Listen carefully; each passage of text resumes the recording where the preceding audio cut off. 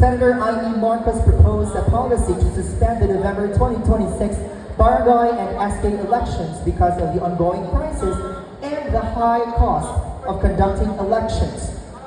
Question: how would you convince Senator Amy Marcos to protect the right to suffrage?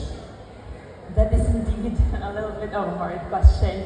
Good evening, ladies and gentlemen. This question is very timely, not just in the senatorial state with Senator Amy Marcos, but of course it is timely for all of us here in Palanas because the barangay elections is soon going to be held. However, because of that, one thing that I can say is that why, instead of postponing the barangay elections, which we already have a budget allocated for it, why don't we start to sue those people who has created crisis in our society?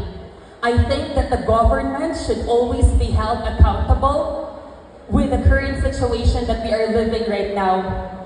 As someone who is in the government sector, you must always think beyond the horizon.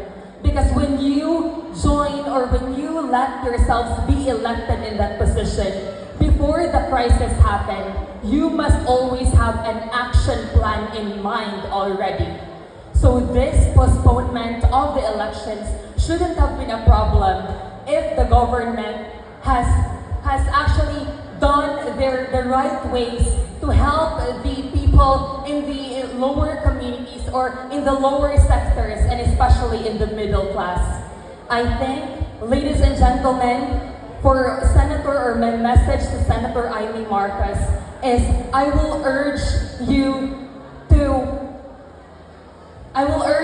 Senator Amy Marcos to impact her and also to let your power in the government use that power in order for you to create the right things and especially again create a brighter future. Thank you and good evening.